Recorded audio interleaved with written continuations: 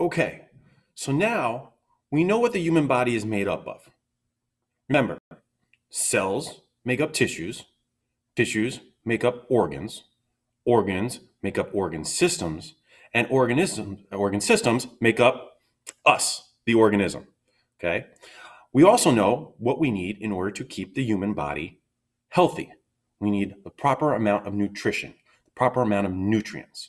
We've got our carbohydrates, which give us long-term energy, our fats, which is our reserve energy supply, our protein, which is important for muscle growth and repair, and our minerals and vitamins that keep us healthy overall and keep us from getting sick, and finally water to mix it all together to keep our body functioning and help us maintain homeostasis. Now we're going to start taking a look at exactly how the different organ systems work together to keep us alive. What are the organ systems, number one, that we have inside our body?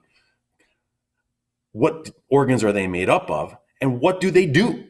All right, and that's what we're going to take a look at. All right, you see Bones back here. He's one of the systems we're going to talk about later. Can you guess what system he is? What do you think, Bones? You know what you are. The skeletal system. But that's not our topic today, but I needed to give Bones a shout out. So here we go.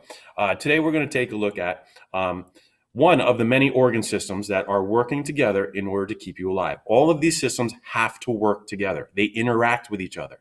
And you're going to have to know how the different systems that we go through interact with each other in order to help keep you alive and help you maintain homeostasis, okay? So here we go. Today we talk about one of my favorite systems, the digestive system. All right, the digestive system is super important because this is how we're taking energy and nutrients from the food that we eat, and our body is going to break it down into a usable form, okay? Now, a usable form means it breaks it down into the nutrients and the chemicals for our body to absorb from our bloodstream into our different organs and throughout our body. So the digestive system, basic function, breaks down food into a usable form, okay? And your digestive system is really one big long tube that goes through your body. You put food in your mouth, and whatever you don't use comes out the other end, all right? So there are two types of digestion that start happening when we start to eat a piece of food, right in our mouth, okay? Our mouth and our tongue are two organs that start something called mechanical and chemical digestion. So mechanical digestion is simple.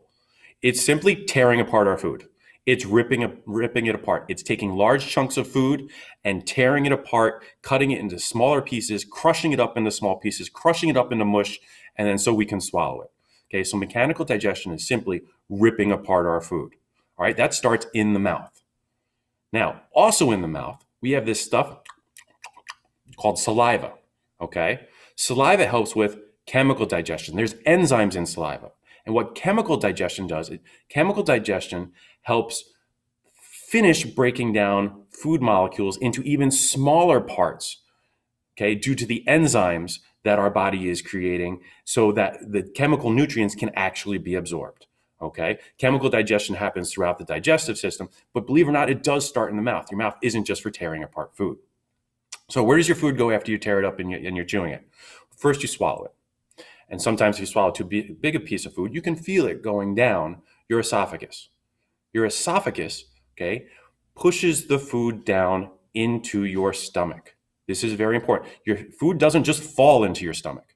Your food gets pushed down through wave-like motions that we call peristalsis. Peristalsis is just the muscles in your esophagus that you can see here that push the food down, kind of like a wave pool at a water park. The wave pool just keeps causing wave after wave after wave to go. Well, the esophagus does the same thing. Those muscular contractions contract behind the piece of food to push the food down. That's why if you stand on your head, you can eat. You can eat an apple standing on your head and the food will get pushed up. This is why astronauts can eat food. They don't need gravity for the food to get from their mouth to their stomach. It gets pushed down through the esophagus by something called peristalsis. Okay, so our food is taking a little trip. We chew our food in our mouth, it travels down our esophagus, and eventually it ends up in our stomach.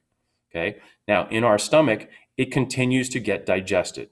It gets digested by churning, a little bit of mechanical digestion from your stomach growling and moving around, and a little bit of chemical digestion too. but it's going to stay in your stomach and continue to move through your stomach. And after you're finished digesting it in your stomach, it's going to continue to move into your intestines. Now, as it gets to your intestines, your liver, your gallbladder, your pancreas is shooting enzymes at it. Kind of like, again, going back to this water park, because we're going through one long tube, like one long water tube. Somebody has a water gun shooting water guns at you while you're going down the water slide. Okay? What they're shooting at is chemicals that help further digest the food, to get it from the piece of food that you ate into chemicals for your body to absorb. Okay? Now, eventually it goes into something called your small intestine. Don't let the name deceive you. Small intestine is actually very long. It's over 20 feet long. It's packed in there super tight. The reason we call it the small intestine is because it's very narrow. It's narrow, okay? It's smaller than a hose, all right? So we call it the small intestine.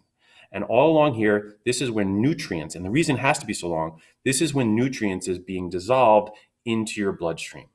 The chemical nutrients from being digested mechanically and chemically with enzymes and being crushed, it's getting absorbed here, okay? Getting absorbed into your body for your blood to take it to different places of your body. Now, some of the food and some of the stuff that you eat is not going to be used, and it continues to pass into something called your large intestine. Now, water is taken out of this extra food and extra material that you're not using, and this is where your feces starts to form, okay? Eventually, it goes through your large intestines, where it's stored in your rectum until you're able to go to the bathroom, okay? So again, it's one big long tube. It's one big long water slide. It's one big long straw. Food goes into your mouth, gets digested mechanically and chemically on its path out the other end. And that's how your digestive system helps keep you nourished.